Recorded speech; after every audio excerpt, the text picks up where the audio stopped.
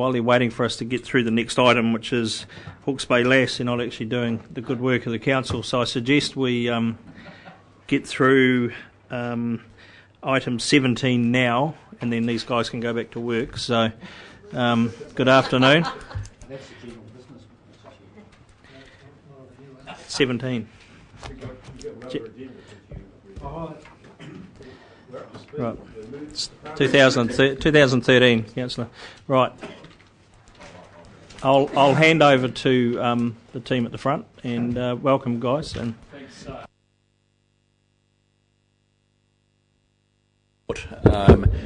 I'll get started, and I'm going to do a little preso. I'll do it reasonably smartly, which was the one given to the AGM, the HBRIC AGM, a week or two back, just to frame up the conversation. But before I do, I might just note in the report there's, in addition to the obviously dominating subject, the RWS, the company's had a Can you pull your microphone a bit closer, just for the camera deal? The company's had a second AGM. It was well attended, not surprising given the current sort of circumstances. So that was good. And I also note that other activities on the go include the advertising for the appointment of 2 directors of the board in Napier. So that's a work in progress. Just other HBRIC matters. Maybe what I'll do is move to the presentation. I've got Graham Hanson here because I understand there's been various questions and or assertions made about the sort of number of options we've been through around looking at water storage in the Ruataniwha and Toki catchment. So we're going to deal with that. If people want to ask questions there. There's been a whole lot of commentary around EPA type issues, consenting issues, environmental issues, etc. So I've got Stephen Daish alongside, and then obviously I'm not sure that Ian Maxwell's here, but we can cover some of the environmental issues. You know, we've got Duncan McLeod. Has everybody around the table met Duncan? I'm not sure whether you have, actually. Most, not all. So look, Duncan's commercial manager. Duncan's looking after the water uptake strand. I've got some slides in the presentation that I'll get Duncan to talk to you rather than me, actually. So we'll spend a bit of time on this. Hopefully plenty of good questions because there's plenty going on. So thanks, Liz. Do you mind flicking to your presentation first, if you can? Yes. And if you can flip down to the water challenge slide. Thanks, Liz. So I guess it's the story with storage is quite simple, and I'm just going to remind people of this context, and I'm going to talk a wee bit about the Nararori too, if you don't mind. I'm just going to flit across to that for a moment and give you a little bit of compare and contrast. We've got significant seasonal limits, long-term drying trend, very low river flows, poorer water quality in local areas, and the last point there is traditional planning instruments on their own, as we're seeing in terms of the debate that was had in the last council paper, on their own don't help us manage some of these more extreme issues in a timely fashion. The reality is the planning framework is often working in arrears, and a set of circumstances around a set of water management issues we faced in years gone by, not what we face in the future. So I just wanted to make that point. Can we carry on? Thanks, Liz. You just roll on. Across all the stuff. In the water allocation framework, the point I want to make here is that infrastructure is needed in some circumstances, not all circumstances, but I do really want to make the point that there was a question raised in the last session around, Darryl Lew was saying 5 or 6 years ago, well, we need to overhaul our water management framework. It is not a short-term process, it's not simple, and in particular, I think the biggest challenge the community and the council faces, particularly when it's not looking, say, infrastructure, but it's looking at a community of use scenario, dare I say it, is around behaviour. In other words, irrigators who have a single consent for their own property are largely in control of how they do or don't use that within reason, within the bounds of the consent. When we want water use efficiency, it's a shared process. We need people to behave in a community. That's a big shift in behaviour. And my experience over my career says that you often need a crisis to create the change in behaviour. So we've been on the case, I guess, or the council's been on the case around community of use, shared efficiency gains now for a number of years. It's really started to actually become operational in the Twyford scenario this past summer, but it takes a long time to get momentum in there, so it's not an easy ask. There's nothing about changing the water management framework with this. So I just thought I'd throw those points up, having listened to the last debate. Okay, so next slide, thanks Liz. Yeah, so I might just give you a little scenario around, which is relevant to the Tukitoki Ruataniwha water storage presentation at the moment. When we look at the Narururu and we're saying water use efficiency and storage, I think my view is that catchment will need both. We obviously have a pre-feasibility piece of work done on the Narururu. That's sort of sitting there waiting. It's waiting on resource allocation, a sense of priority from the council itself, but a lot of the resource that's applied in the Ruataniwha, provided we hit our deadlines in that project, could be freed up and then move over to the Narururu reasonably rapidly in 2014. So there's some capacity that will be freed up provided we get the job done elsewhere. But equally, there's a sort of an economic overlay that's different in this catchment than is the case for the Ruataniwha. The economic overlay is that Narururu storage system is a combination of augmentation of existing takes as well as a little bit of greenfields, new irrigation capacity. And the real point I'm going to make there is that augmentation of existing takes means that those existing takes or takers or irrigators need to understand the value of that reliable water, and they need to be prepared to pay for it in the way that they don't do currently. So it all traces its way back to that, understanding the value of water, understanding the reliability of water, understanding the value proposition, and being prepared to change a business practice. And that's the challenge faced with storage on the Narururu, essentially. So I wanted to flag that up. The resource can be applied there pretty smartly, but there's some challenges. It's not as clean an economic case and simple an economic case as the Ruataniwha, in my view. Okay, so it's enough on that. Thanks, Liz. I'll just go to that other preso. So the chairman of HBRIC and I gave this to the AGM. I just thought it helps frame the conversation really. Sorry, while we pull that up.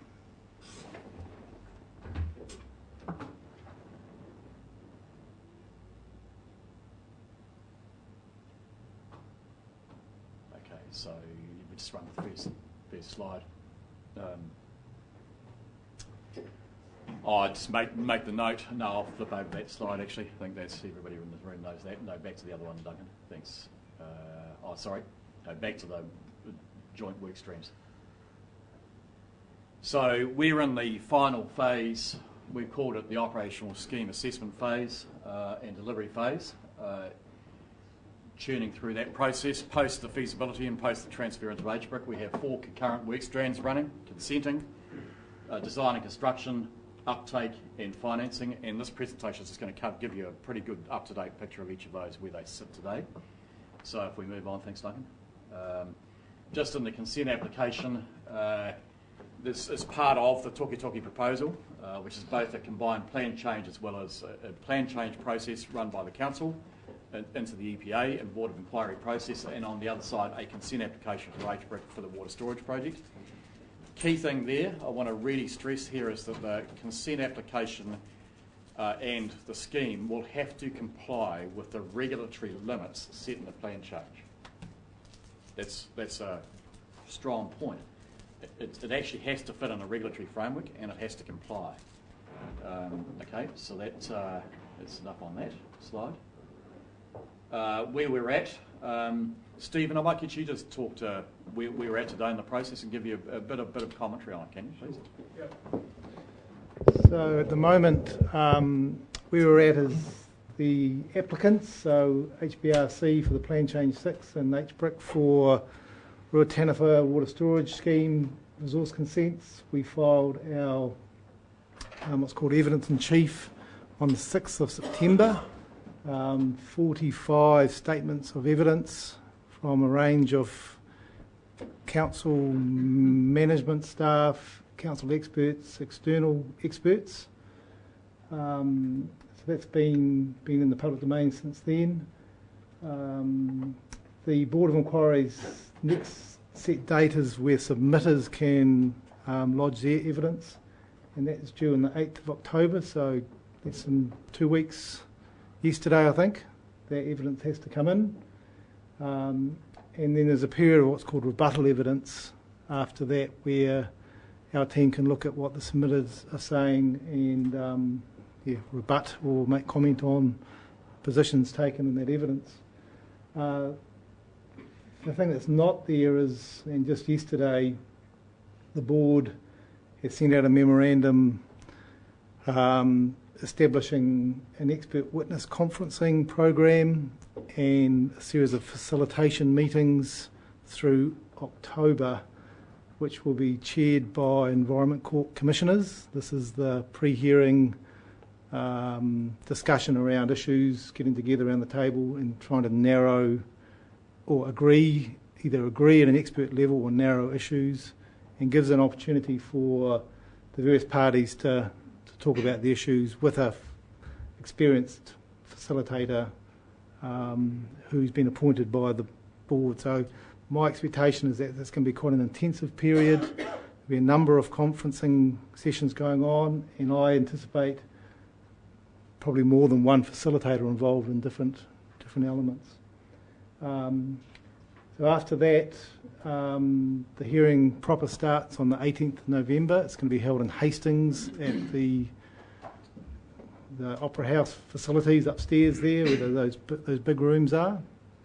And we anticipate that's going to run through till Christmas.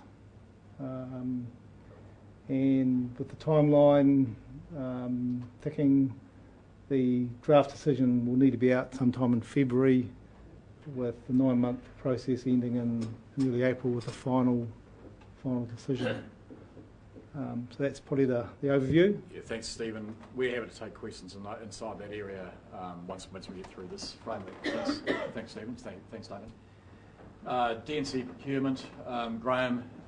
Graham's really my team leader covering that area. So Graham, I might get to just update the council on where we're at with that process, if you can.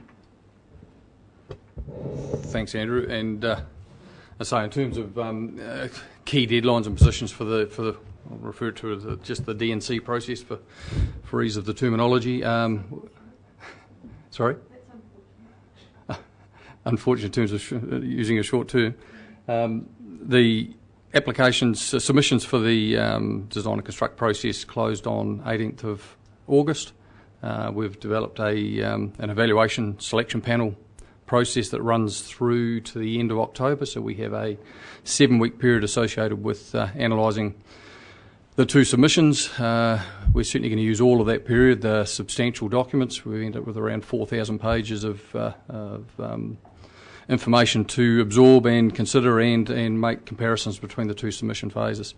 We've got a range of advisors and experts that are looking at specific sections of that, and over a period of time they aggregate into an evaluation panel and ultimately a selection panel process that allows us to make the shortlisted or the final decision to recommend to the investor committee and ultimately to the HBRIC board. So that process is targeted to be concluded around the end of October, and at this stage we're on track to meet that deadline. Thanks, Graham. Okay, again, happy to take questions in there as well. Here we go. Did you say you want questions now or later? No, maybe we'll take them at the end, perhaps. You can hold on to the discussion. Thanks. There's not too many more slides, I don't think. No, there's not too many. Look, we'll rattle over that. That's all public domain stuff. So don't worry about that too much. Keep going. Keep going.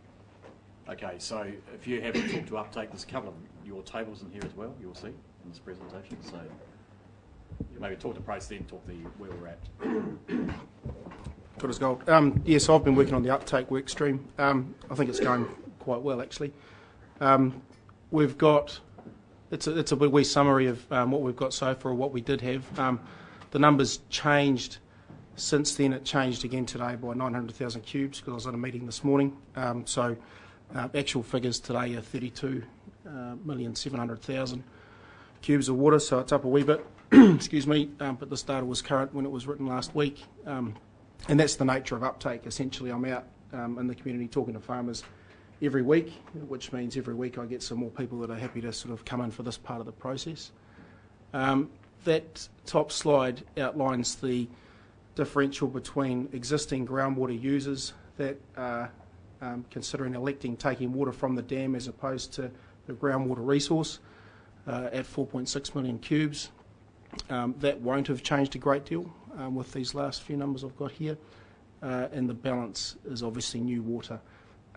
It's interesting, I think the regional councils determined the aquifer has been able to sustainably deliver 25 million cubes year on year in the Ruatanawhā, and that's 25 million cubes of additional water demand, if you like, down there. So that's as much water as we've currently got allocated, if you like.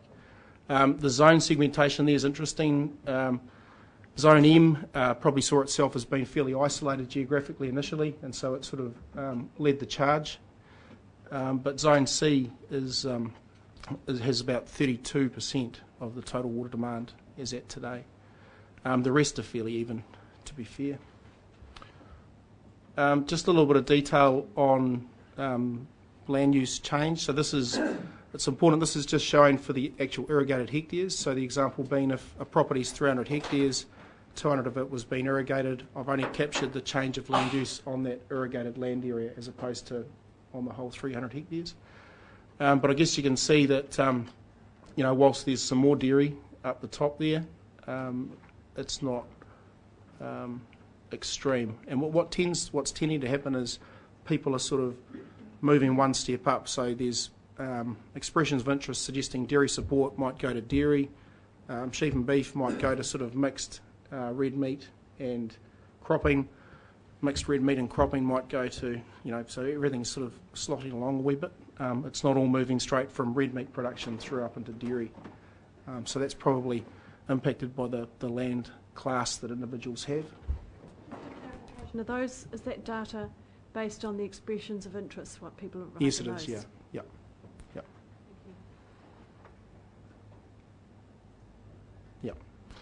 So I suppose we, at 32.7, I think it's going quite well.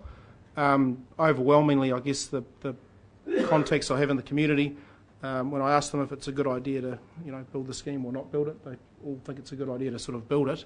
The challenge at a farmer level and an individual business level sits around, I guess, understanding what the opportunity is for the business and whether the affordability factors there. So water price continues to be talked about quite a bit.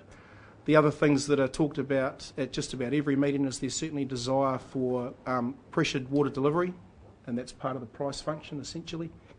And also there's a curiosity around just how close the distribution system may end up to their specific property. So they're the sort of three areas that come up all the time in on-farm discussions.